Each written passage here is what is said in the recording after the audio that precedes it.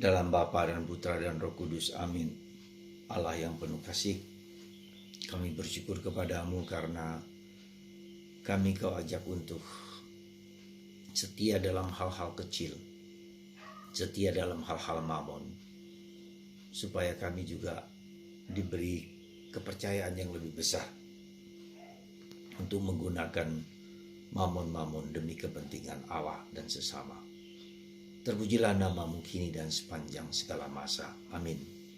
Para saudara, hari ini kita merayakan Santo Martinus pada abad ke-4. Ya. Martinus adalah seorang tentara karena bapaknya seorang tentara. Dan Martinus secara diam-diam menjadi Katolik yang bertentangan dengan prinsip ayahnya ya sebagai tentara bangsa Romawi. Dan dia punya kedudukan, orang tuanya punya kedudukan yang baik. Tetapi Santo Martinus ini sungguh diberkati Tuhan, dan Tuhan menampakkan kepadanya dalam bentuk yang sungguh merupakan pengalaman akan Allah. Jadi ketika dia naik kuda dengan pasukan, dengan baju tentaranya, dengan mantel, dalam perjalanan itu dia melihat seorang miskin yang kedinginan karena tidak punya mantel. Lalu apa yang dilakukan oleh Santo Martinus? Dia memotong mantelnya itu menjadi dua, yang satu diberikan kepada orang miskin itu. Dan itu perbuatan yang sangat sederhana, tetapi justru kemudian esoknya Tuhan menyatakan kepada Santo Martinus, "Terima kasih engkau telah membantu aku." Dan Santo Martinus kaget karena dia hanya menolong seorang pengemis. Tetapi pengemis itu adalah representasi dari Yesus. Jadi saudaraku terkasih, ketika kita menolong orang lain, terutama orang-orang yang membutuhkan, itu kita menolong Kristus. Ketika kita menolong orang yang sakit, orang menderita, orang yang terkapar, orang yang membutuhkan bantuan kita, itu kita menolong Kristus. Maka kita ingat, kalau kamu pergi ke penjara, kalau kamu pergi menolong orang lain, maka sama saja itu kau lakukan bagi diriku sendiri. Kita ingat juga Santa Teresa dari Kalkuta ketika menolong orang-orang miskin, orang-orang yang mau mati di pinggir jalan. Dan dia membopong, pertama kali dia membopong seseorang yang hampir mati, dia menyebut Yesus, Yesusku, Yesusku. Dan itu menjadi kemudian karya kerasulan dari misionaris cinta kasih. Jadi saudaraku terkasih dalam Kristus, itulah semangat menolong kita pada orang lain. Itu berarti cinta kita kepada sesama, itu sudah cinta kita kepada Allah. Dan hari ini Yesus mengatakan untuk setia dalam hal-hal kecil, dalam hal mamon. Jadi kalau kita punya uang, memang kita punya uang untuk kehidupan kita, untuk keluarga kita, untuk segala sesuatu yang penting untuk hidup kita bersama. Tetapi jangan lupa, kita harus tetap memperhatikan orang miskin. Jangan pernah sekali lagi mengatakan bahwa uang ini tidak cukup bagi keluargaku. Dan kalau itu semua tidak akan cukup. Tapi berikanlah sebagian dari hasil Anda, entah itu dalam bentuk uang, entah itu dalam bentuk materi, atau dalam bentuk natural. Ingatlah itu dalam hati dan pikiran Anda. Ketika Anda menolong orang lain, Tuhan juga akan menolong Anda, akan memberikan kelimpahan kepada Anda semua. Ada satu pengalaman yang di rumah kami di Postulan ini. Ada seorang ibu penjual mie goma ya di pinggir jalan di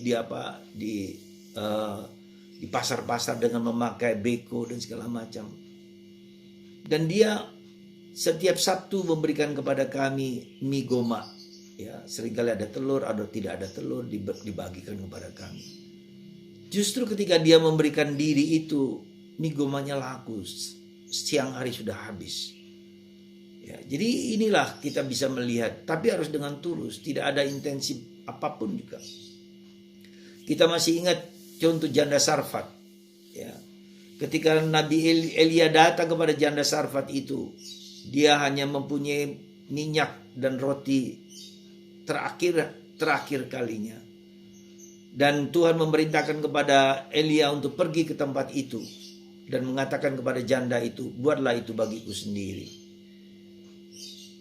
Dan janda itu dengan rela dan ikhlas membuat roti terakhir, ya, dan minyak terakhir diberikan kepada Nabi Elia. Dan akhirnya minyak dan gandum tidak habis selama bertahun-tahun. Saudara, ketika kita dengan tulus bukan memberikan dari kelebihan kita, tidak, tapi berikanlah dari kekurangan Anda. Ya. Tidak harus dalam berupa uang, tidak harus dalam berupa harta, tapi mungkin ketulusan kita dalam berupa benda, materi, ya, misalnya ayam, misalnya adanya ayam diberikan, adanya makanan diberikan sejauh sebisa mampu, ya.